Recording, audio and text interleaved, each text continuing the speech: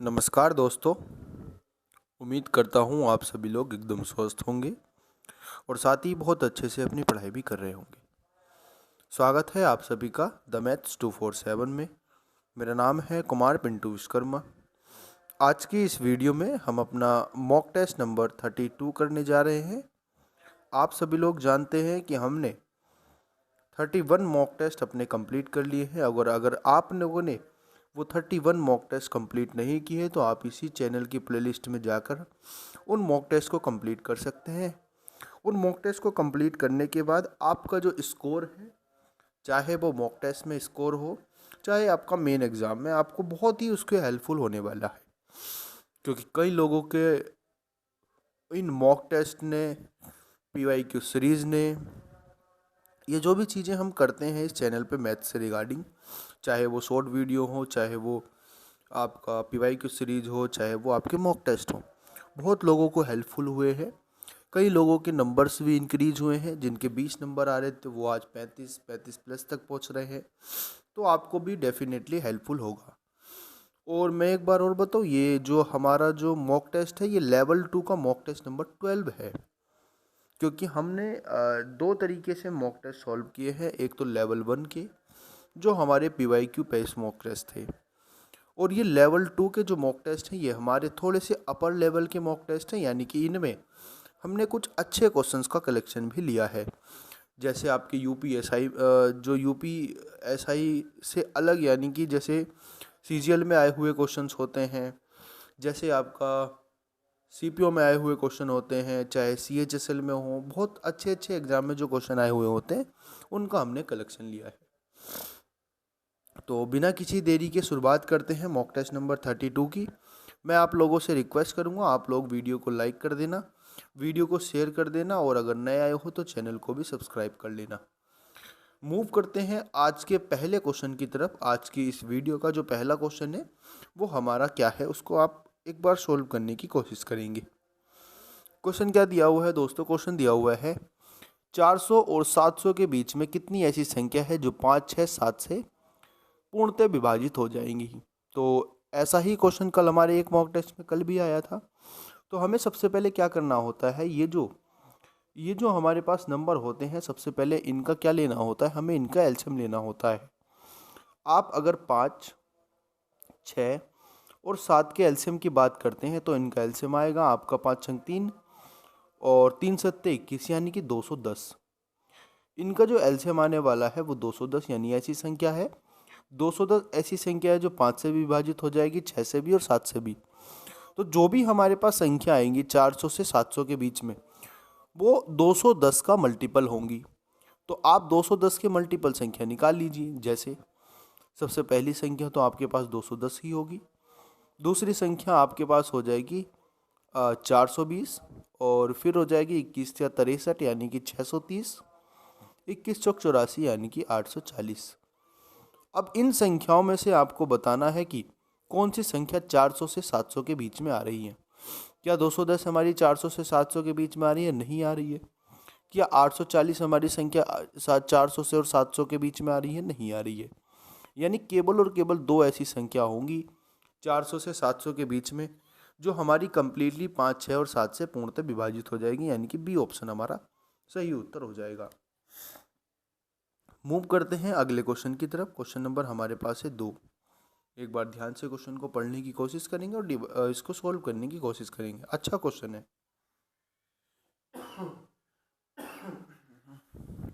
तो question number क्या कहना चाह रहा है? 2। जब किसी संख्या को क्रम से 3, 4, 7 से विभाजित किया जाता है तो क्रम से 2, 3 और 5 शेषफल हमारा प्राप्त होता है। जब उसी संख्या को 84 से विभाजित किया जाता है तो प्राप्त शेषफल हमारा क्या होगा, ये हमें बताना है। देखो, ये मैं आपको इसकी एक ट्रिक बताता हूँ, और अच्छे क्वेश्चन है, आपको इस तरीके के क्वेश्चन देखने को भी मिल सकते हैं। देखो, सबसे पहले आपको पता होगा कि जो हमारा एक फॉर्मूला होता है, क्या होता है? भाजक गुणा भागफल, भाजक गुणा भागफल प्लस शेषफल बराबर क्या होता है? भाज्य होता है। यानी कि डिवाइजर इनटू क्वोशिएंट और plus remainder is equal to होता है डिविडेंड, है ना। मैं लिख देता हूँ एक बार, कोई दिक्कत वाली बात नहीं है। फॉर्मूला क्या होता है, भाजक या भाज्य बराबर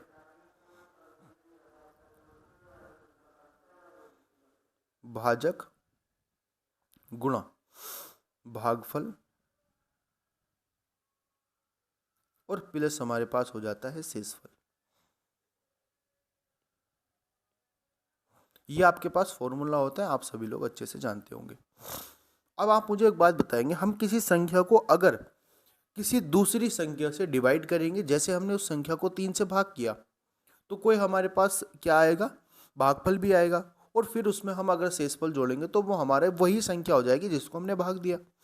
जैसे आप इस तरीके से समझते हैं, ये एक फॉर्मेट होता है इस क्वेश्चन को सॉल्व करने का। मैं आपको अच्छे से बता देता हूं, अगर इस तरीके का कोई और क्वेश्चन आपका आता है तो आप इजीली उसको सॉल्व कर पाएंगे। ठीक है, आप मुझे बताएंगे सबसे शुरू का जो नंबर है हमारा, सबसे शुरू का नहीं, सबसे आखिरी का जो नंबर है उस पर ध्यान देंगे। हमने किसी संख्या को मान लीजिए 7 से भाग किया। ठीक है, किस संख्या को 7 से भाग किया, मान लीजिए उस संख्या को 7 से भाग करने के बाद वो संख्या 5 थी। कोई भी संख्या थी, 7 ही कम 7 आएगा, और उसके बाद उसका क्या आ जाएगा, 5 रिमाइंडर आ जाएगा।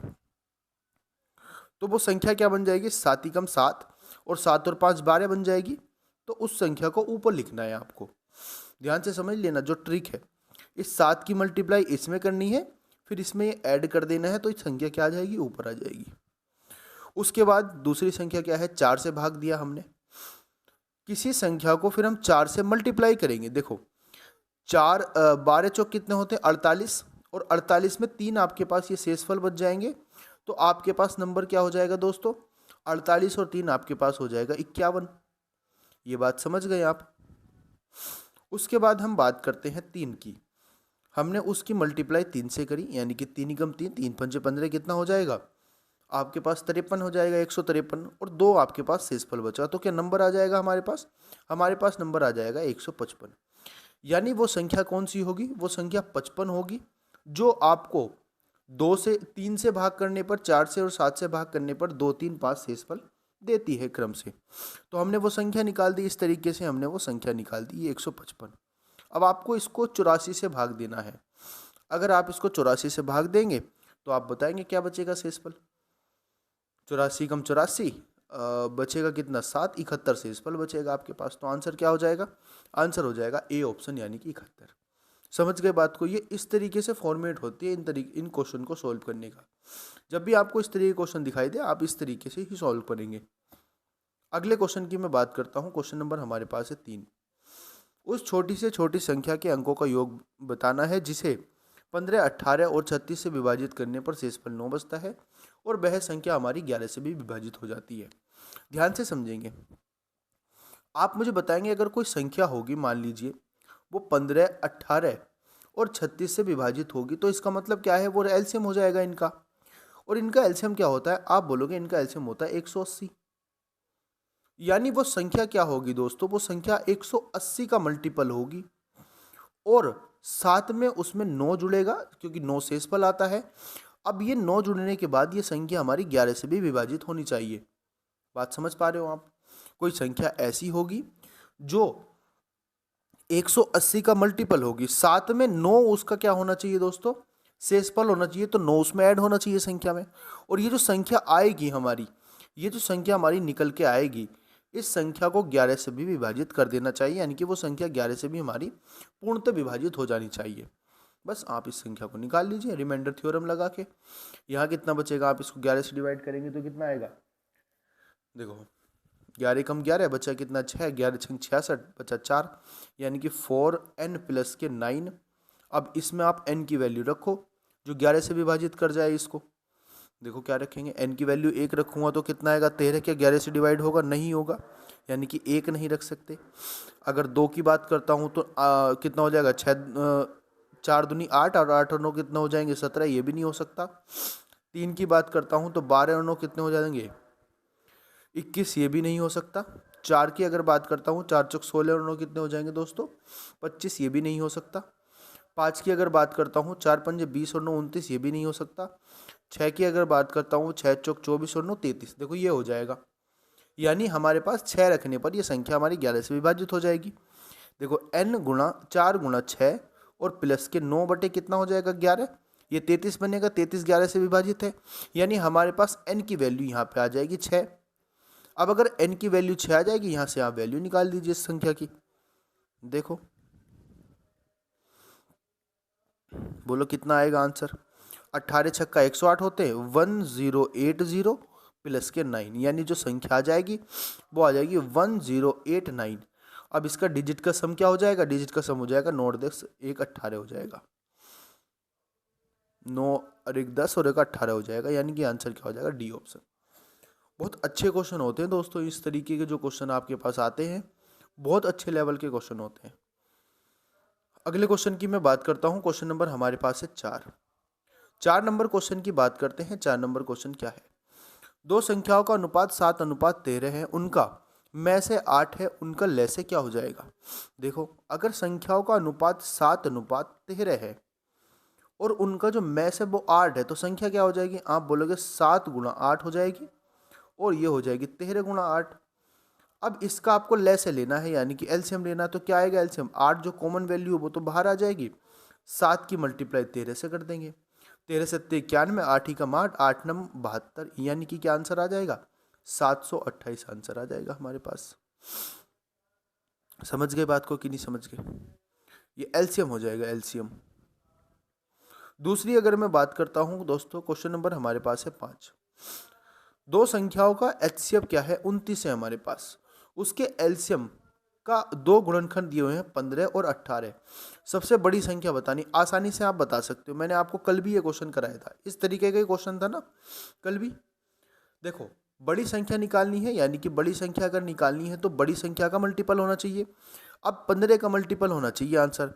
अगर 15 की मल्टीपल की बात करूं तो उसमें 5 आ रहा है, और 5 एक ही संख्या में आ रहा है दोस्तों, 435 में, यानी जो आंसर हो जाएगा वो हो जाएगा 15 गुणा 29, और 15 गुणा 29 बराबर होता है 435।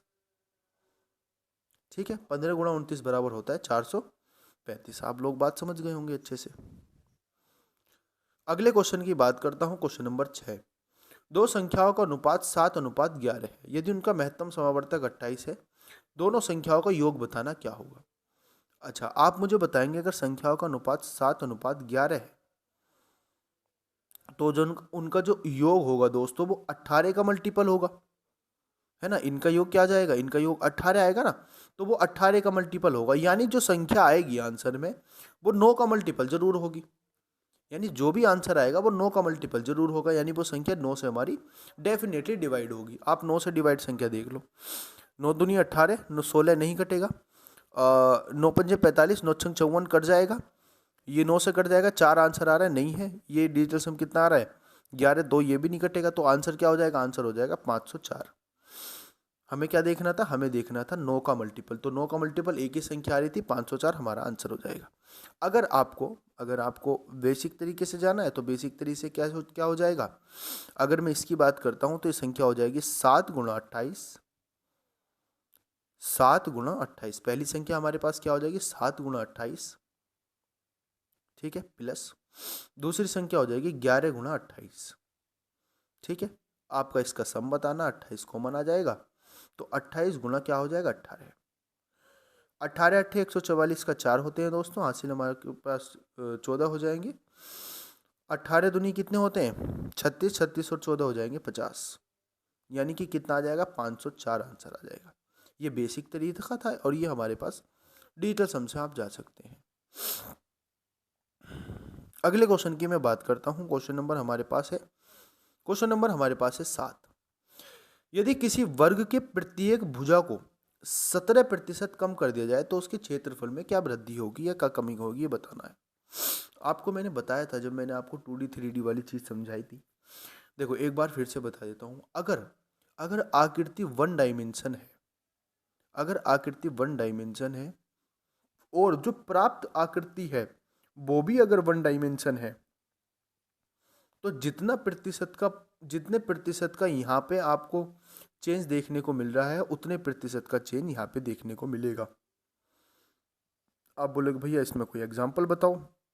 एग्जाम्पल जैसे जैसे आप मान लीजिए आपके पास त्रिभुज की क्या दे रखी है, त्रिभुज की आपके पास क्या दी हुई है, त्रिभुज की भुजा दी हुई है दोस्तों। मान लीजिए किसी त्रिभुज की भुजा में 5% की वृद्धि होती है। आपसे पूछ लिया जाए कि त्रिभुज का जो परिमाप होगा उसमें कितने प्रतिशत की वृद्धि होगी, आप बोलोगे इसकी में भी 5% की वृद्धि होगी, क्योंकि परिमाप भी वन डायमेंशन है और आपके पास त्रिभुज की भुजा भी वन डायमेंशन है।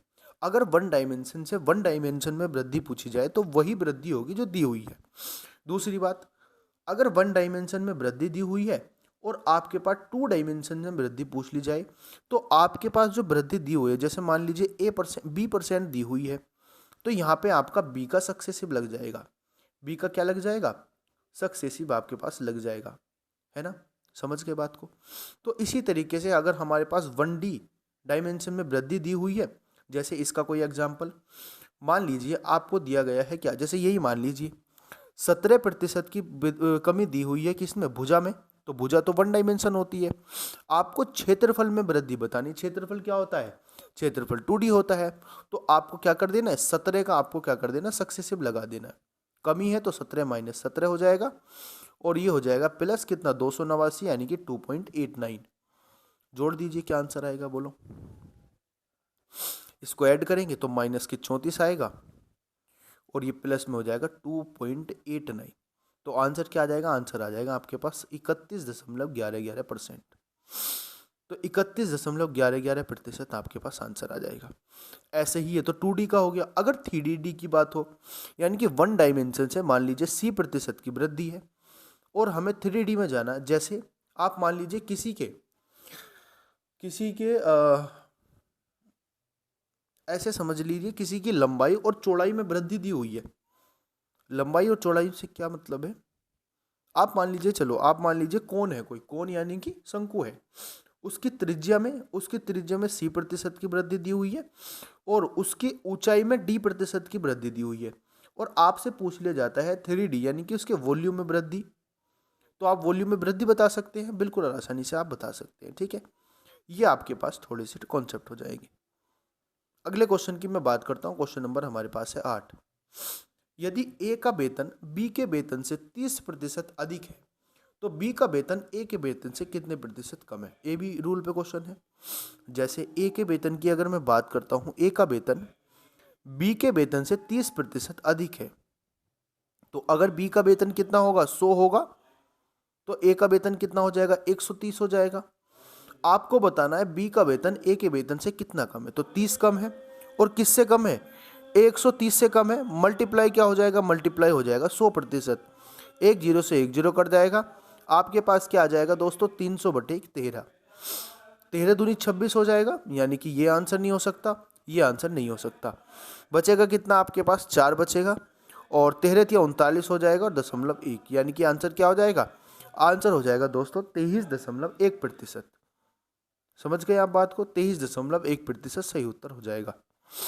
अगले क्वेश्चन पर मूव करते हैं। क्वेश्चन नंबर हमारे पास है 9। एक दुकान में एक कमीज की कीमत 700 रुपये है, जिस पर सब ग्राहकों के लिए 10% की छूट उपलब्ध है। नकद भुगतान करने वाले ग्राहक के लिए अतिरिक्त 20% की छूट है। यदि ग्राहक नकद में भुगतान करता है तो उसे कमीज की किस कीमत पर उसको भुगतान करना पड़ेगा, यानी कि कमीज कितने रुपए की उसको मिलेगी। तो आप मुझे बताइए, अगर 700 रुपये की क्या है, कमीज है और 10% का भुगतान तो सबके लिए है, यानी कि वैल्यू कितने रुपए में बिकेगी, 10% में 9/10 में। लेकिन दूसरी बात और है, अगर वो नगद भुगतान करता है तो 20% की छूट और है। तो 20% की छूट का मतलब 4/5। अब देख लो कितने रुपए में बिकेगी। एक जीरो से एक जीरो कट जाएगा, 5 से कट जाएगा कितने बार, 14 बार। 14 चौका 56, 56 गुणा 9, 56 गुणा 9, 9 चौक 36 का 4 हो जाए, 9 छंग 54 का 4 हो जाएगा और 9 पंजे 45 और 45 और 5 50 हो जाएगा दोस्तों। तो आंसर क्या हो जाएगा, आंसर हो जाएगा 504। तो जो कमीज मिलेगी वो 504 रुपये की मिलेगी। समझ गए, नहीं समझ गए बात को आप। ये इसका मार्केट प्राइस था और ये हो जाएगा उसका सेलिंग प्राइस यानी कि एसपी। 2 सक्सेसिव डिस्काउंट के बाद आप इसको ऐसे भी कर सकते थे सक्सेसिव डिस्काउंट से। कैसे, 10% और 20% का सक्सेसिव लगा दीजिए आप, कितना हो जाएगा +2, तो -28% आएगा। यानी कि वस्तु -28% के डिस्काउंट पे बिकेगी। तो वस्तु बिकेगी कितने की? 700 रुपये की वस्तु दोस्तों 72 रुपये की बिकेगी, 72% पे बिकेगी। तो आप 72 की मल्टीप्लाई कर दीजिए। देखो 7 दूनी कितना होते हैं? 7 दूनी 14 का 4, 7 7 49 और 1 50, ऐसे भी इसका आंसर आ जाएगा। ठीक है, ये दूसरा मेथड हो गया। अगले क्वेश्चन की मैं बात करता हूँ। क्वेश्चन नंबर हमारे पास है 10। एक वस्तु की कीमत में पहले 25% की वृद्धि हो जाती है, उसके बाद बिक्री घट जाने के कारण उसकी कीमत में 30% की कमी हो जाती है। अंतिम मूल्य में शुद्ध वृद्धि या कमी बतानी कितनी होगी? देखो ऐसे समझेंगे, आप इसको सक्सेसिव से भी कर सकते हैं और आप इसको वैसे भी कर सकते हैं सीरीज मेथड से। मैं मान लेता हूं मेरे पास जो वस्तु की कीमत थी वो पहले 100 रुपये थी।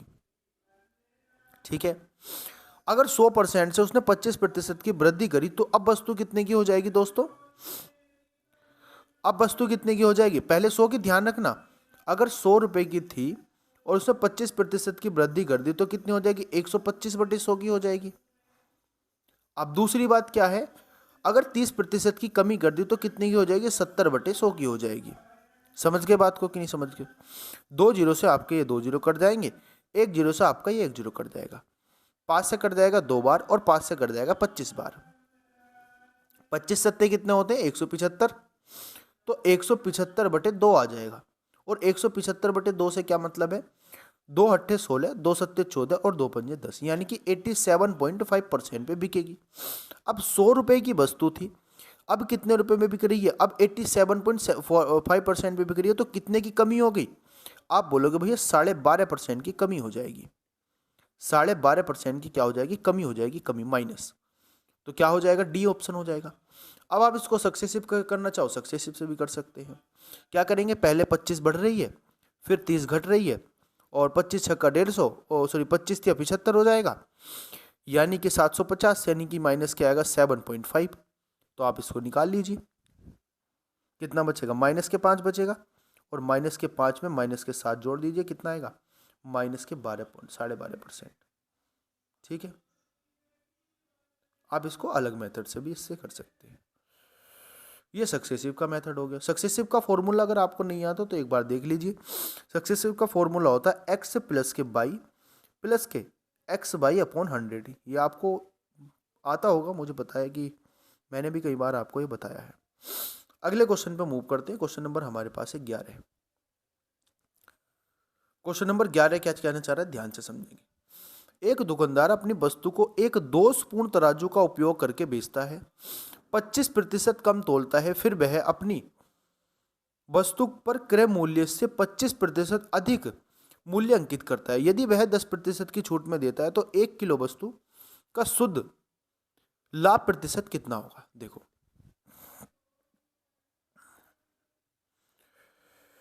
आप मुझे एक बात बताएंगे, अगर वस्तु 1 किलो की थी, अगर वस्तु 1 किलो की थी तो उसने 25% कम तोली, बात आ गई समझ में? 25% कम तोली, यानी कि हमें 775 रुपए की दी है, क्या बताकर? 1000 ग्राम बताकर। भाई 775 ग्राम दिया है और कितने के पैसे लिए? 1000 ग्राम के। बात आएगी समझ में? अब उसने मूल्य को 15% हाइक कर दिया, यानी कि अगर 100 रुपए की वस्तु थी तो उसने मूल्य को 15% हाइक कर दिया, यानी कि 115 कर दिया। और 10% की हमें क्या कर दिया? हमें बहलाने के लिए छूट दे दी, यानी कि अगर वस्तु 100 रुपए की थी तो उसने कितने रुपए में बेची? 90 रुपए में बेच के बता दी हमसे कि भैया हम तुम्हें 90% की दे रहे हैं, यानी हम तुम्हें 10% की छूट पे दे रहे हैं। ये बात आपको समझ में आ गई कि नहीं आ गई? बोलो। ऐसे मैंने आपको कराया है, ये सीपी हो जाएगा, ये हो जाएगा एसपी। आप इसमें निकाल दीजिए, 2 जीरो से 2 जीरो कट जाएंगे, ये वाले 2 जीरो से ये 90 हो जाएगा ना दोस्तों।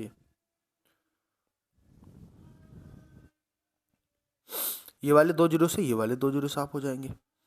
और अब आप निकाल दीजिए, देखो 5 से कट जाएगा, आराम से कट जाएगा 15 बार, 5 से कट जाएगा 23 बार। अब इसको निकाल दीजिए आप, 150 जो हो जाएगा 150 को, और 3 27 का 7 हो जाएगा, और 9 दूनी 18, 18 और 2 कितने होते हैं? 20 होते हैं। तो कितने रुपए के लाभ पे बेच रहा है ये बेच रहा है 57 रुपए के लाभ पर। और अपॉन कितना हो जाएगा? 50, मल्टीप्लाई हो जाएगा 100%। देखो 50 से कट जाएगा 2 बार, 50 से कट जाएगा 3 बार। 19 से 57, 19 दूनी 38, तो 38% के लाभ पर बेचेगा। कितने प्रतिशत के लाभ पर? 38% के लाभ पर। डी ऑप्शन आ जाएगा। समझ गए बात को कि नहीं समझ गए? एक बार मैं फिर से बता देता हूँ। उसने हमें 750 ग्राम वस्तु दी है, 25% कम तोली है और 1000 ग्राम हमें बताई है। पैसे हमसे 1000 ग्राम के लिए, यानी कि एस पे हो जाएगा 1000 ग्राम और सी पे हो जाएगा 750। और वस्तु को 100 रुपये की बताकर 115 रुपये का अर्जित कर दिया लाभ, यानी कि मार्केट प्राइस इतना कर दिया। उसके बाद 10 रुपये की हमसे बोला कि 100 रुपये की वस्तु थी, आपको 90 रुपये में दी जा रही है। इस तरीके से सोल्व कर देंगे, आपका आंसर आ जाएगा। क्वेश्चन नंबर कौन सा है? 12 नंबर। बात करते हैं। एक व्यापारी एक वस्तु को इसके मूल्य के 80% पर खरीदता है और अंकित मूल्य से 10% छूट देने के बाद बेचता है। उसका लाभ बताना क्या होगा? बता सकते हो आसानी से, आप आसानी से बता सकते हो। अगले क्वेश्चन की बात करता हूं मैं 13 नंबर की। एक वस्तु पर उसके लागत मूल्य से 100% अधिक मूल्य अंकित किया जाता है। अंकित मूल्य पर क्रम से 5% और 20% की 2 क्रमागत छूट देने के बाद भी इसे x% लाभ पर बेचा जाता है। आपको बताना है x का मान क्या होगा। देखो ध्यान से समझेंगे। क्वेश्चन क्या दिया हुआ है हमें? आपको 100 रुपए की अगर वस्तु थी, मान लो 100% अधिक लाभ अर्जित कर दिया, यानी कि अब वस्तु कितने रुपए में बेच दी होगी? अब वस्तु का अंकित मूल्य 200 रुपये कर दिया होगा इन्होंने। ये सीपी था उसका और ये था उसका मार्केट प्राइस। ध्यान से समझेंगे क्वेश्चन को। इन्होंने बोला है कि अगर वस्तु के लागत मूल्य से 100% अधिक, यानी कि हमने 100 रुपये वस्तु मानी थी, 100% अधिक उसने अर्जित कर दिया, यानी कि एमपी हो जाएगा 200। अब ध्यान से समझेंगे। इस एमपी पर दोस्तों उसने सबसे पहले 5% की छूट दी। 5% का छूट का मतलब 1/20 होता है, यानी कि 19/20 में बेची होगी। उसके बाद उसने 5% की छूट दी। 5% की छूट दी, इसका मतलब क्या हो जाएगा कि 4 रुपये की वस्तु, सॉरी 5 रुपये की वस्तु 4 रुपये में उसने बेची होगी। आप इसको सोल्व कर लीजिए। 20 से कट जाएगा कितने बार? 10 बार। 5 से कट जाएगा आपका ये 2 बार, तो कितना हो जाएगा? 2 चौक 8 और 19 अट्ठे कितने होते हैं? देखो 19 चौक कितने होते हैं? 19 चौक 76, 76 दूनी कितने होते हैं? 3 6 12 हो जाएगा, 152 होते हैं। यानी कि 152 रुपये में वो वस्तु क्या हो जाएगी? 152 रुपये में वो वस्तु बिकी होगी। अब आप मुझे एक बात बताएंगे यहाँ से, क्या भाई सीपी क्या था उस वस्तु का? 100 रुपये था। अब वस्तु बिक कितने में रही है? एसपी क्या हो जाएगा? 152। तो कितने रुपए का लाभ हो रहा है आप मुझे बताएंगे? लाभ हो रहा है भैया 52 रुपये का, यानी कि 52% का लाभ हो रहा है। आंसर क्या हो जाएगा? आंसर हो जाएगा 52%।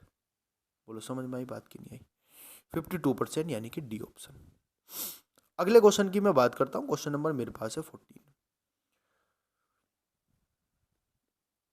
एक वस्तु को उसके अंकित मूल्य पर 20% और x% की 2 क्रमागत छूट के बाद 680 रुपये में बेचा जाता है।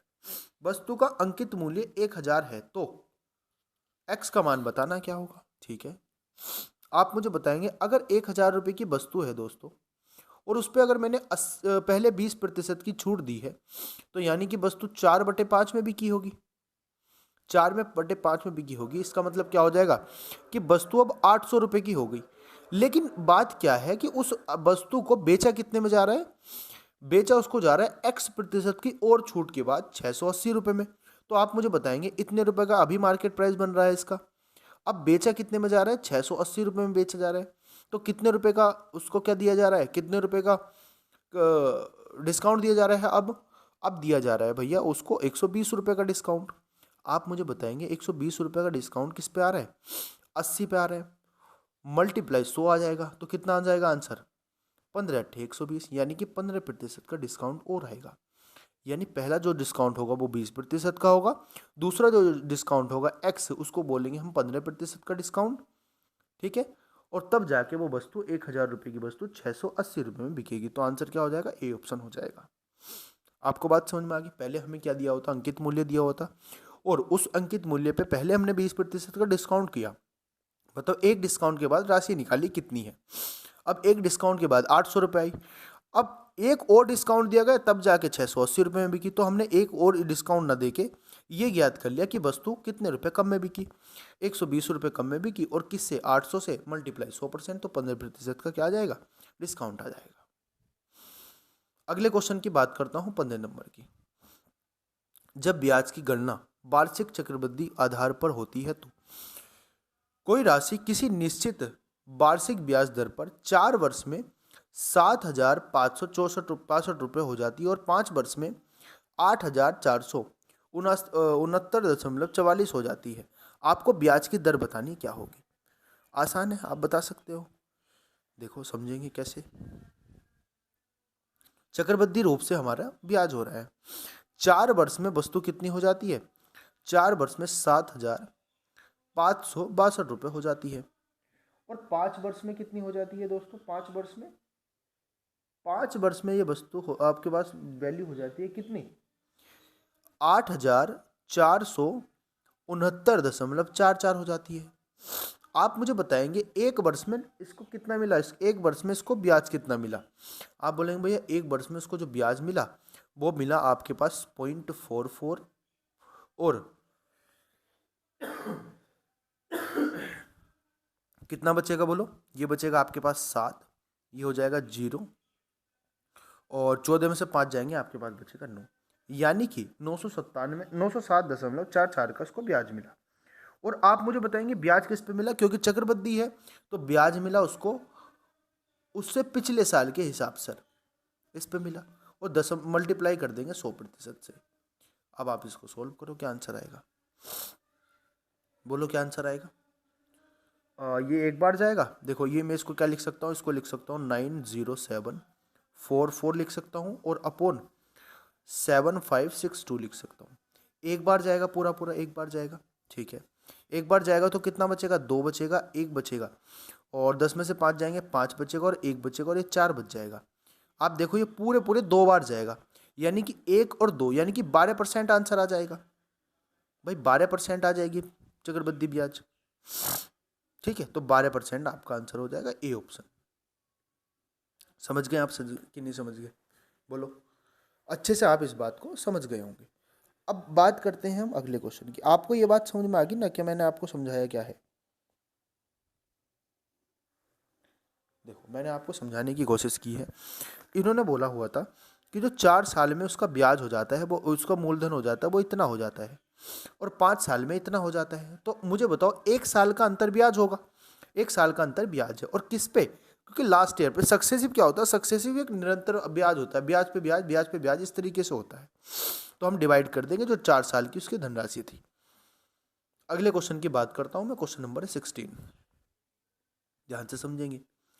किसी धनराशि पर 17% के ब्याज दर से 2 वर्ष में प्राप्त चक्रवृद्धि ब्याज और साधारण ब्याज के बीच अंतर 433.50 है, उसमें राशि बतानी क्या होगी। बता सकते हो आप आराम से, मैंने आपको कई बार बताया। ये क्वेश्चन शायद मैंने आपको कल भी कराया था, ये क्वेश्चन मैंने आपको कल भी कराया था दोस्तों, कल भी मैंने ये आपको क्वेश्चन कराया था कि देखो 17% है और 17% का 2 साल के लिए जो एसआई हो जाएगा वो हो जाएगा कितना, एसआई हो जाएगा 34% और 17% के लिए 2 साल का जो सीआई हो जाएगा, सीआई वो सक्सेसिव लग जाएगा, 17 17 34 होता है और कितना हो जाएगा, ये हो जाएगा 36.89 हो जाएगा, 89%। अब आप इसका 2 साल का अंतर निकाल लो। इन 2 साल का अंतर क्या दिया हुआ है, ये दिया हुआ है आपके पास 2.89%। अब इस 2.89% की तो वैल्यू दी हुई है हमारे पास ये, और आपको क्या निकालना है, आपको निकालना है किसकी वैल्यू, आपको निकालना है 100% की वैल्यू, यानी कि 2.89 बराबर परसेंट बराबर दिया हुआ है आपके पास इतना, ठीक है। आप निकाल लो, देखो वैल्यू, ये पॉइंट है, इस पॉइंट से ये वाले दोनों जीरो हटा दूंगा मैं, कोई दिक्कत नहीं है। यानी कि 289% की जो वैल्यू है हमारे पास वो आ जाएगी 43,350। इसको डिवाइड करेंगे कितनी बार जाएगा, एक बार जाएगा और फिर कितना बचेगा, देखो 9 में से 13 में से 9 जाएंगे, 4 बचेंगे, और यहाँ बचेगा आपके पास 2। 12 में से 4 जाएंगे, कितने? 12 में से 8 जाएंगे, कितने बचेंगे? 12 में से 8 जाएंगे, आपके पास 4 बचेंगे, और फिर एक बचेगा आपके पास यहाँ, और ये हो जाएगा। और ये कितना आ जाएगा आपका? 5 बार आ जाएगा। 28 पंजे 140, 9 पंजे, हाँ 45, सही है। यहाँ 5 बचना चाहिए ना, 5, सही है। तो 5 बार जाएगा, यानी कि 15 आ जाएगा। 1% की वैल्यू क्या आ जाएगी दोस्तों? इसकी 1% की वैल्यू आ जाएगी इसकी 150। ठीक है, 1% की वैल्यू। अब आपको क्या निकालना? 100% की वैल्यू निकालनी है।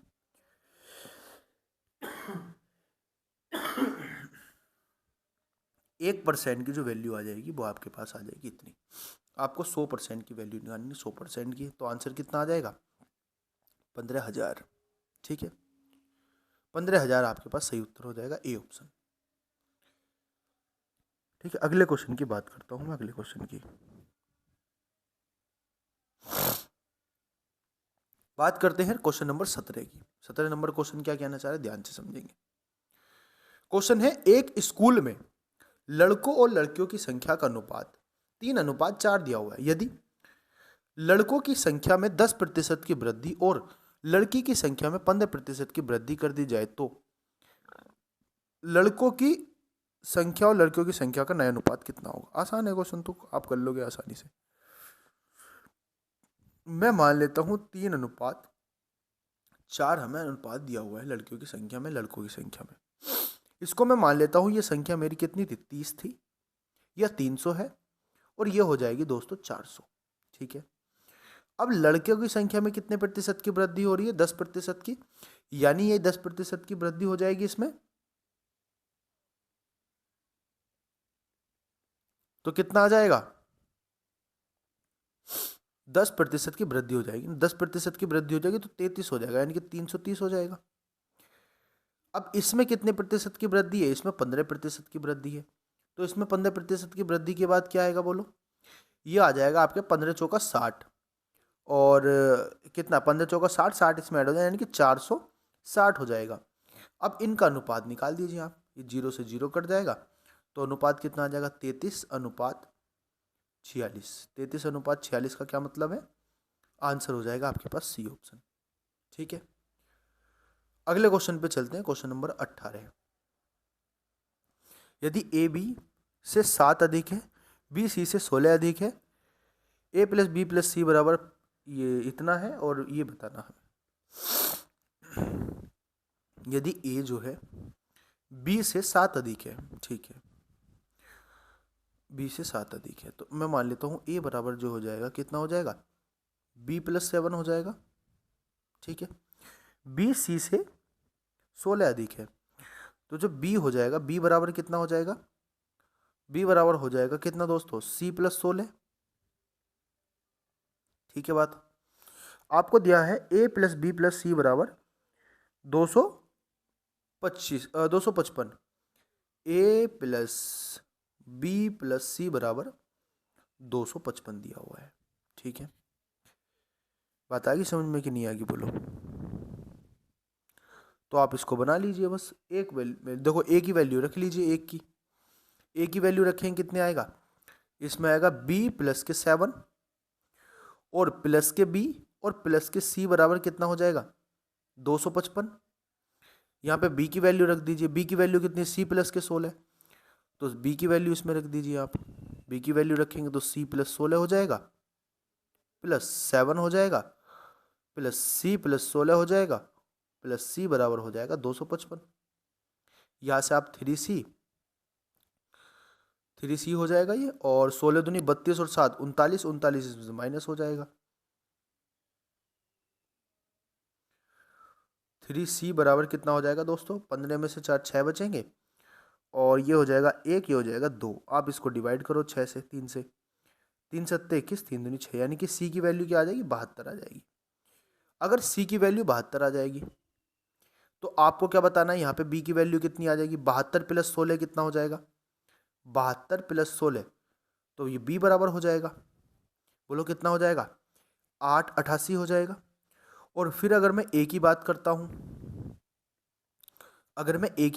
हूँ, तो कितना हो जाएगा, ए बराबर हो जाएगा दोस्तों 88 + 7, तो कितना हो जाएगा 95।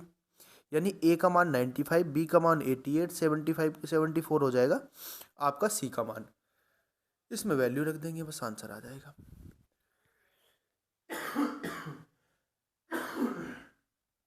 देखो ए का मान कितना है, ए का मान है 95। 95 के 3 से मल्टीप्लाई करेंगे, 3 पंजे 15 का 5 हो जाएगा, और 3 नम 27, 27 और ये कितना हो जाएगा 28, प्लस सी की वैल्यू कितनी है 72 है, माइनस 88, और 8 चौक 32 का 2, 8 चौक 32 और 3 35, ठीक है, 32 और 3 35 हो जाएगा। अब ये आपको सोल्व करना है, ये आपको सोल्व करना कैसे होगा, देखो बड़ा लंबा क्वेश्चन हो गया, कोई नहीं, इसको सोल्व करो आप। ये हो जाएगा 7 आपके पास, और ये हो जाएगा आपके पास 5, और ये हो जाएगा आपके पास कितना, ये हो जाएगा आपके पास 3, और इसमें से 352 माइनस करना, तो क्या बचेगा 5 बचेगा। तो आंसर क्या हो जाएगा, आंसर हो जाएगा 5, ठीक है, आंसर हो जाएगा 5 आपके पास, 3 नहीं 5। अगले क्वेश्चन पे मूव करते हैं हम। क्वेश्चन नंबर हमारे पास है 19 नंबर क्वेश्चन क्या है दोस्तों, ए बी सी ने अनुपात में, ए बी सी ने कितने अनुपात में, 2/3 अनुपात 3/5 अनुपात 5/6 अनुपात में निवेश किया करके साझेदारी करते हैं, मतलब शुरुआत करते हैं। 8 महीने बाद ए अपनी पूंजी का 25% बढ़ा देता है। यदि वर्ष के अंत में अर्जित कुल लाभ कितना हो जाएगा, अर्जित कुल लाभ हो जाएगा 5,820। तो आपको बताना है कि सी का हिस्सा कितना होगा लाभ में सी का हिस्सा कितना होगा, ये बताना है। बता सकते हो आसानी से, ठीक है, बता सकते हो। देखो आपको दिया गया है, जो निवेश किया गया है वो 2/3 रेशियो 3/5 रेशियो 5/6। आप क्या करेंगे, इसको एक रेशियो में बना लेंगे, तो मल्टीप्लाई किससे कर देंगे, मल्टीप्लाई कर देंगे 30 से। 30 से मल्टीप्लाई करेंगे तो ये हो जाएगा आपके पास 20, ठीक है। 30 से मल्टीप्लाई करेंगे ये हो जाएगा आपके पास 18, ओके। 30 से मल्टीप्लाई करेंगे तो ये हो जाएगा आपके पास 25। ये अनुपात हमारा एक्चुअल आ गया कि इस अनुपात में उन्होंने निवेश किया। अब आपको बोला गया कि 8 महीने के बाद, तो आप मुझे बताएंगे, देखो 20 8 महीने तक खर्च निवेश किया गया, उसके बाद 18 ये 12 महीने तक निवेश किया, और 25 भी 12 महीने तक निवेश किया होगा। अब उसके बाद क्या होता है, 25% बढ़ा देता है। अगर 25% बढ़ा देता है तो कितनी हो जाएगी बोलो, 25% यानी कि 5 बढ़ जाएगा, 1/4 होता है ना, तो 5 बढ़ जाएगा यानी कि 25 हो जाएगी। तो 25 कितने महीने के लिए निवेश किया उसने, 25 4 महीने के लिए निवेश किया, ठीक है। अब देख लो आप, 8 दूनी कितने होते हैं 16, और प्लस 100 हो जाएगा तो 226 हो जाएगा, सॉरी 260 हो जाएगा।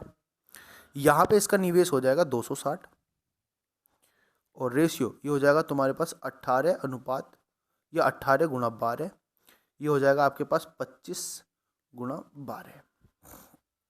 अब सोल्व कर लीजिए आप, क्या आएगा आंसर। इसको सोल्व करेंगे, यहाँ से एक रेशियो निकल के आएगा, उस रेशियो में ये बांट देंगे, यहाँ से सी की वैल्यू निकाल लेंगे, आसानी से आ जाएगा।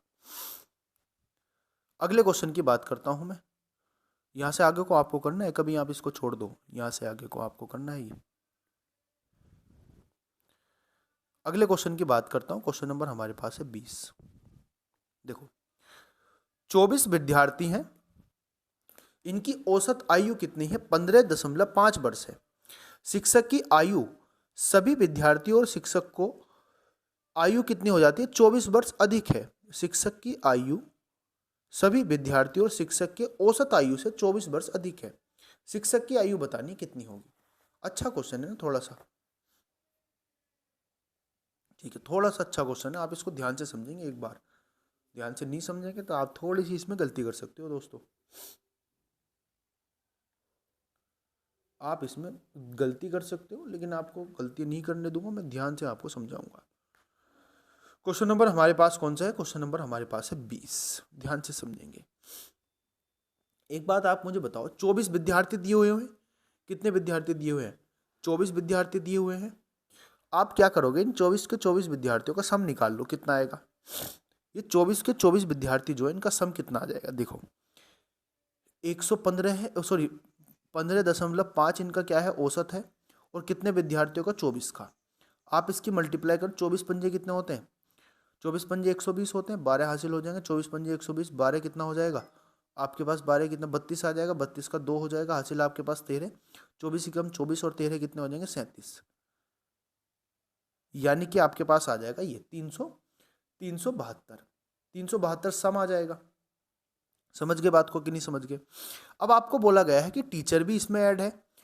अब टीचर अगर मैं ऐड कर दूं तो 372 प्लस कितना हो जाएगा, टीचर प्लस के टी हो जाएगा, और इसका औसत कितना हो जाएगा दोस्तों, अब 25 लोग हो गए, अब 25 लोग हो गए ना, और इन 25 लोगों में अगर मैं विद्यार्थियों की संख्या ऐड कर देता हूं 24, तो ये हो जाएगा हमारे पास टीचर की वैल्यू। बात आ गई समझ में, 24 अधिक है ना, ये बोला ना इन्होंने, सभी विद्यार्थियों टीचर की औसत आयु से 24 अधिक है, तो मैंने 24 अधिक कर दिया, तो टी हो जाएगा टीचर की आयु। अब यहाँ से टीचर की आयु निकाल लीजिए आप, क्या आएगी बोलो, ये हो जाएगा आपके पास 372 प्लस की कितना हो जाएगा टी, और ये बराबर हो जाएगा आपके पास कितना, बराबर हो जाएगा आपके पास 25 टी,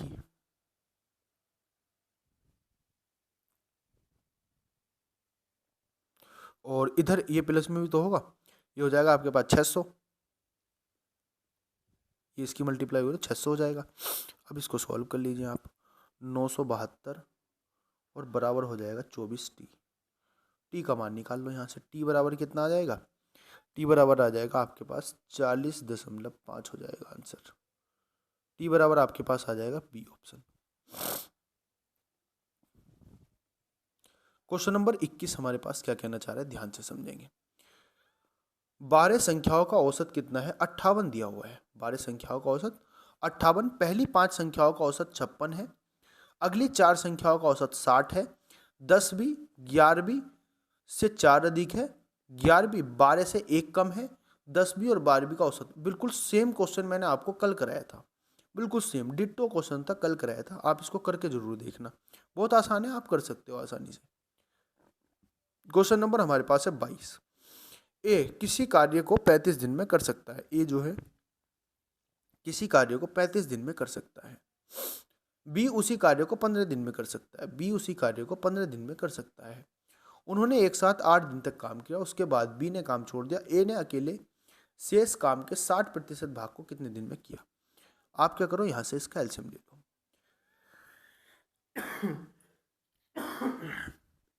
देखो ये हो जाएगा 7 गुणा 5, ये हो जाएगा 5 गुणा 3, 7 या 21, 21 पंजे 105, 105 क्या ले लूंगा मैं, इसका एलसीएम ले लूंगा, 35 या 105 होता है, और 15 सत्ते 105 होते हैं। समझ गए बात को कि नहीं समझ गए। अब 105 क्या हो जाएगा, टोटल वर्क हो जाएगा। अब इन्होंने क्या काम किया, 8 दिन तक मिलकर काम किया, 8 दिन तक, तो 10 यूनिट से काम किया होगा, और अगर 8 दिन तक मिलकर काम किया होगा तो 80 काम हो गया होगा टोटल। आप मुझे बताएंगे जो शेषफल काम बचा वो कितना बचा, आप बोलोगे 25 काम बचा शेष, ये बचा शेष। अब जो काम है अकेले ए शेष कार्य के 60% को, अब इस 25 कार्य के भी 60% को, 25 चौका 100 और 4 पंजे 15 चौका 60, यानी कि 15 कार्य को ए द्वारा कितने दिन में होता है। अब 15 बटे कितना हो जाएगा, 15 बटे 3, और 15 बटे 3 आ जाएगा आपके पास 5, यानी कि 5 दिन में कार्य होगा उसका, सी आंसर आ जाएगा। 23 नंबर क्वेश्चन क्या है, ए बी की तुलना में 2 गुना अधिक कुशल मजदूर है और वे दोनों एक साथ मिलकर किसी कार्य को 13 दिन में पूरा कर सकते हैं। ए अकेले उस कार्य को कितने दिन में पूरा करेगा। देखो ध्यान से समझेंगे, ए बी से 2 गुना कुशल है। मान लीजिए ए की क्षमता कितनी है, 1 है, और बी की क्षमता 2 है, ये इनका रेशियो आ जाएगा, कुशल इफिशियंसी का रेशियो आ जाएगा। ठीक है, अब ये दोनों मिलकर 13 दिन में काम करते हैं। देख मैं मान लेता हूँ दोनों मिलकर अगर काम करेंगे तो कितना हो जाएगा, देखो दोनों 3 इफिशियंसी से काम करेंगे और 13 दिन में काम हो जाएगा, तो ये टोटल काम हो जाएगा। अब ए के द्वारा काम कराना तो ए से डिवाइड कर दो, बस 2 आंसर आ जाएगा। 13 या 39, 39 बटे 2 कितना हो जाएगा बोलो, 19 दूनी 38 और 1 39 हो जाएगा, यानी कि 19 सही, 1/2 आंसर आ जाएगा। ये आंसर आ जाएगा B option, A option. Question number 24 की बात करता हूँ। क्वेश्चन नंबर 24 क्या है, ध्यान से समझेंगे। 24 क्या दे रखा है हमें दोस्तों? 24 दिया हुआ है, 2 पाइप किसी टंकी को क्रम से 15 घंटे और 4 घंटे में भर सकते हैं। एक तीसरा पाइप 12 घंटे में खाली कर सकता है। एक पाइप है मान लीजिए ए, ये 15 घंटे में भर सकता है। एक पाइप है मान लीजिए बी, ये 4 घंटे में भर सकता है। एक पाइप सी है जो 12 घंटे में खाली करता है। आप क्या लेंगे? एलसीएम लेंगे 60। ठीक है, 60 एलसीएम लेंगे तो ये आ जाएगा 12 पंजे 15 चौका 60 हो जाएगा, और 4 15 आ जाएगा, और ये हो जाएगा आपके पास कितना? ये हो जाएगा 12 पंजे 60 माइनस के 5 आ जाएगा। यदि तीनों पाइप एक साथ खोले जाए तो टंकी कितने समय में भर जाएगी? आप बोलो अगर तीनों पाइप एक साथ खोले जाएंगे तो कितनी क्षमता आएगी? 4 प्लस के 15 और माइनस के 5, ये क्षमता आ जाएगी। टोटल क्षमता हो जाएगी आपके पास 14 एफिशिएंसी हो जाएगी। कितने दिन में भर जाएगा?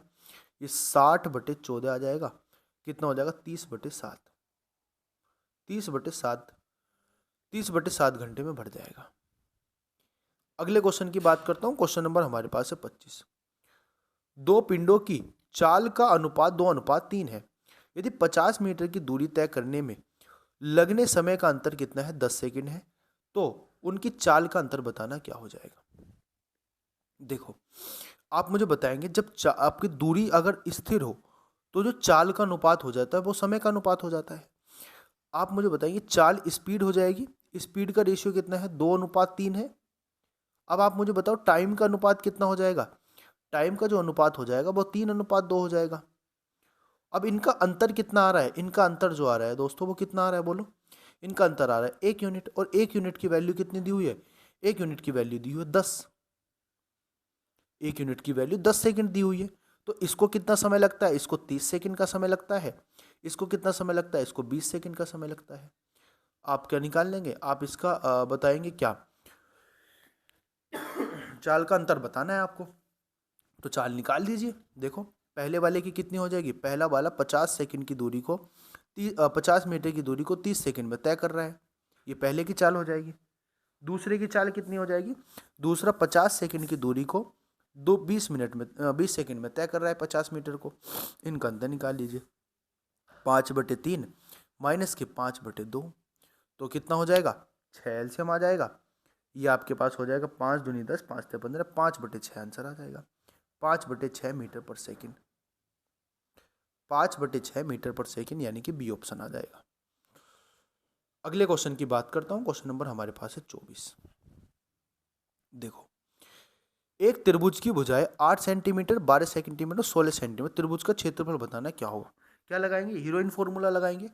एस की वैल्यू लगा लेंगे। पहले एस की वैल्यू कैसे निकालते हैं? 12 प्लस के 8 प्लस के 16 आ जाएगा। कितना हो जाएगा? ये 20, 26, 36 आ जाएगा। 36/2, 36/2 कितना हो जाएगा दोस्तों? 36/2 हो जाएगा आपके पास 18, यानी एस की वैल्यू 18 आ जाएगी। अब आपको क्या निकालना है? क्षेत्रफल निकालना है। क्षेत्रफल का फॉर्मूला क्या होता है? √S। एस कितना है? 18। S - 1, 18 - 8 कितना हो जाएगा? 10, मल्टीप्लाई 18 - 12 कितना हो जाएगा? 6, मल्टीप्लाई 18 - 18 हो जाएगा आपके पास 2, 18 - 16 हो जाएगा 2। आप इसकी वैल्यू निकाल दीजिए। देखो, इसको क्या लिख सकता हूँ मैं? 9 × 2 लिख सकता हूँ। इसको लिख सकता हूँ 9 × 2, ठीक है, गुणा। इसको कितना लिख सकता हूँ? इसको लिख सकता हूँ 5 × 2। इसको लिख सकता हूँ 3 × 2, और ये हो जाएगा 2। देखो, 1 2 3 4, 4 बार तो 2 है, तो कितना आ जाएगा बाहर? 2 दूनी 4 बाहर आ जाएगा। और 9 का कितना बाहर आ जाएगा? 9 का आ जाएगा 3 बाहर, और अंदर कितना बचेगा? 15। तो 12 √15 आंसर आ जाएगा। 12 √15 क्या हो जाएगा? इसका क्षेत्रफल हो जाएगा, यानी कि त्रिभुज का क्षेत्रफल। अगले क्वेश्चन की बात करता हूँ। क्वेश्चन नंबर हमारे पास है कितना? क्वेश्चन नंबर हमारे पास है 27। क्वेश्चन नंबर कौन सा है दोस्तों? 27 नंबर। ध्यान से समझेंगे। 2 समरूप त्रिभुज हैं ABC और PQR। ABC एक त्रिभुज है, मान लीजिए एक त्रिभुज हो गया हमारे पास, और एक त्रिभुज हमारे पास हो गया PQR। इनका जो क्षेत्रफल है, इसका क्षेत्रफल दे रखा है 64, और इसका क्षेत्रफल देखा है 144। ठीक है, यदि छोटा वाला जो त्रिभुज है, ये त्रिभुज है दोस्तों, त्रिभुज, छोटा वाला त्रिभुज ए बी सी की सबसे बड़ी भुजा 24 है, तो बड़े आकार का त्रिभुज A B C P Q R की सबसे बड़ी भुजा क्या होगी। देखो आसानी तरीके से मैं आपको बताता हूँ। इसमें अगर भुजाओं का जो अनुपात होगा, बड़ी भुजा जो होगी, बड़ी भुजा पहले की बड़ी भुजा किसकी, ए बी सी की, और बटे बड़ी भुजा किसकी, बड़ी भुजा पी क्यू आर की, पी क्यू आर की। इसका अनुपात बराबर होगा किसके, अंडर रूट किसके दोस्तों, अंडर रूट छोटे वाले त्रिभुज का क्षेत्रफल, त्रिभुज ए बी सी का क्षेत्रफल अपॉन त्रिभुज पी क्यू आर का क्षेत्रफल। तो बराबर कितना हो जाएगा, देखो बड़ी वाली भुजा ए बी सी की हमें निकालनी है, पी क्यू आर की बड़ी भुजा निकालनी, यानी कि इसकी वैल्यू निकालनी। तो इसकी वैल्यू कितनी दे रखी, 24, तो 24 बटे इसको मान लेते हैं x, और बराबर कितना हो जाएगा, 64 का हो जाएगा आपके पास 8, और इसका हो जाएगा 12। 8 या कितने हो जाएंगे 24, तो x की वैल्यू कितनी आ जाएगी, x बराबर हो जाएगा 36। तो x बराबर कितना हो जाएगा 36। ये फॉर्मूला आपको ध्यान रखना है, ये वाला, ठीक है, ये वाला फॉर्मूला ध्यान रखना है, इंपॉर्टेंट है ये। ठीक, अगले क्वेश्चन पे मूव करते हैं। क्वेश्चन नंबर हमारे पास है 28। एक आयत का परिमाप एक वर्ग के परिमाप के बराबर है। यदि आयत की लंबाई 10 सेंटीमीटर, चौड़ाई 8 सेंटीमीटर, तो वर्ग का क्षेत्रफल बताना कितना होगा। ओके, देखो आयत बन जाएगा हमारे पास एक ही, और एक हमारे पास क्या है, एक हमारे पास वर्ग है। ठीक, अब इस आयत का परिमाप हमें कितना दिया हुआ है, ये दिया हुआ है 10 गुणा 8। आप मुझे बताओ इसका परिमाप बराबर है इसके, तो आयत का परिमाप कितना हो जाएगा, 2 गुणा और 10 और 8 18, और ये जो बराबर हो जाएगा ये हो जाएगा इसके परिमाप के। इसका परिमाप कितना होता है 4a, निकाल दीजिए आप कितना आएगा। ये a की वैल्यू कितनी आएगी, 9 आएगी आपके पास। a की वैल्यू कितनी आ जाएगी, 9 आ जाएगी।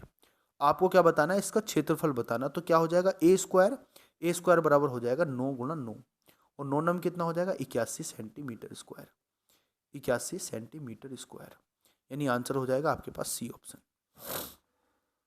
अगले क्वेश्चन की बात करता हूँ। क्वेश्चन नंबर है हमारे पास 29 नंबर क्वेश्चन क्या कहना चाह रहा है, 6 सेंटीमीटर ब्याज वाले कितने धात्विक गोलों को पिघलाकर 8 सेंटीमीटर ब्याज वाले 18 ऊंचाई वाले 18 सेंटीमीटर चौड़ाई वाले एक ठोस बेलन को ढाला जाएगा।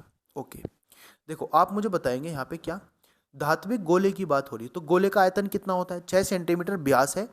तो अगर d की वैल्यू 6 सेंटीमीटर है, तो आप मुझे बताएंगे r की वैल्यू कितनी हो जाएगी, आप बोलोगे 3 हो जाएगी भैया यहाँ पर। और क्योंकि गोले हैं और गोले का आयतन कितना होता है, 4/3 पाई r क्यूब, 4/3 पाई r क्यूब होता है गोले का आयतन। अब जो इसका आयतन होगा इस गोले का, वो इन 8 सेंटीमीटर व्यास वाले जितने भी बेलन बनेंगे उनके आयतन के बराबर होगा। अब मैं मान लेता हूँ n बेलन बनेंगे। अब बेलन का आयतन कितना होता है, पाई r स्क्वायर h होता है, पाई r स्क्वायर इंटू h होता है। अब इसमें व्यास कितना दे रखा है 8 सेंटीमीटर, तो इसकी त्रिज्या कितनी हो जाएगी 4 सेंटीमीटर हो जाएगी, और हाइट दे रखी 18 सेंटीमीटर। इसको सॉल्व कर लो आप, पाई से तो पाई आपके पास कट ही जाएगा, यहाँ हो जाएगा 4/3 और गुणा हो जाएगा 3 3 होते 27, ये 27 हो जाएगा बराबर n इंटू आर की वैल्यू कितनी है हमारे पास 4 चौक 16, 16 गुणा 18 हो जाएगा। ठीक है, बात आ गई समझ में। आप क्या करेंगे 3 से इसको डिवाइड करेंगे, 3 से अगर इसको डिवाइड करेंगे कितना आएगा 18, कितना आएगा 9 आएगा।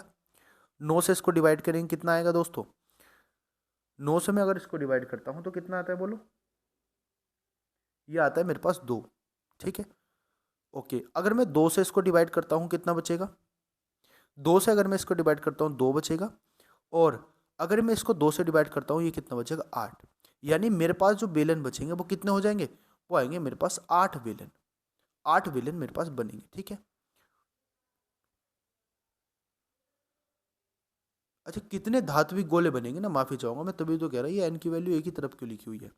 हमें धात्विक गोले बताने हैं दोस्तों, धात्विक गोले क्या बताने हैं, धात्विक गोले बताने हैं। तो गोले की तरफ n लगेगा, कितने गोले बनेंगे, यानी कि यहाँ पे n की वैल्यू बतानी है, तो इंटू n हो जाएगा, तो n बराबर हमारे पास आ जाएगा 8। बात आ गई समझ में। अगले क्वेश्चन की बात करता हूँ मैं। क्वेश्चन नंबर हमारे पास है दोस्तों 30, आखिरी क्वेश्चन है आज की क्लास का। क्या आप इसको बता सकते हो मुझे? क्रम से 10 सेंटीमीटर, 8 सेंटीमीटर और 6 सेंटीमीटर त्रिज्या वाले धातु के 3 गोलों को पिघलाकर 12 सेंटीमीटर त्रिज्या वाले एक ठोस शंकु में बनाया जाता है। शंकु का वक्रपृष्ठ क्षेत्रफल ज्ञात कीजिए, 2 दशमलव तक बताना है। क्या आप मुझे ये बता सकते हो? क्वेश्चन आपको घर से दे दूं ये क्वेश्चन करने को? फॉर्मूले बता देता हूँ आपको, घर से देता हूँ। देखो जो गोला है हमारे पास, उसका आयतन कितना होता है? उसका आयतन होता है 4/3 पाई आर क्यूब। ये गोले का आयतन हो जाएगा आपके पास, गोले का वॉल्यूम। अब शंकु का क्या? शंकु का आयतन कितना होता है? शंकु का आयतन बता देता हूँ, वॉल्यूम बता देता हूँ। इसका कितना होता है? 1/3 पाई आर स्क्वायर एच होता है। ठीक है, ये आपके पास फॉर्मूले हो गए। बाकी की कैलकुलेशन आपको करनी है, इसके होमवर्क के तौर पे आप ले लीजिए। ठीक है, आपको कैलकुलेशन करके बतानी। अगर आप चाहोगे कि इसका आंसर भैया हमें बता दीजिए, तो इसका आंसर मैं आपको सोल्व करके, अगर आंसर तो आसान है, आप इसको निकाल सकते हो आसानी से। नहीं, आप इसको आसानी से कर सकते हो। अगर आंसर की अगर मैं बात करूं तो इसका आंसर जो हो जाएगा, इसका आंसर हो जाएगा आपके पास ये इसका आंसर आएगा। ठीक है, आप यानी कि डी ऑप्शन इसका आंसर है। आपको ये सोल्व करना है और सोल्व करके बताना है, कमेंट सेक्शन में इसका आंसर जरूर बताना है। ठीक है, डी आंसर आपके पास हो जाएगा। ठीक है दोस्तों, और कैसी आपको क्लास लगी आपको ये भी कमेंट करके ज़रूर बताना है। क्वेश्चन का लेवल आपको कैसा लगा ये भी आपको कमेंट करके ज़रूर बताना है। ठीक है दोस्तों, और पीडीएफ इसकी आपको टेलीग्राम चैनल पे मिल जाएगी। टेलीग्राम चैनल का लिंक मैंने डिस्क्रिप्शन बॉक्स में दे दिया है। टेलीग्राम चैनल का नाम है @maths247। अगर आप ऐसे भी सर्च करोगे तो ऐसे भी आपके पास मिल जाएगा। पेन टाइम मेरा थोड़ा तिरछा हो गया। ठीक है, ऐसे भी आपके पास ही मिल जाएगा। तो थैंक यू, और मिलते हैं अपनी नेक्स्ट वीडियो में। तब तक के लिए जय हिंद, वंदे मातरम, भारत माता की।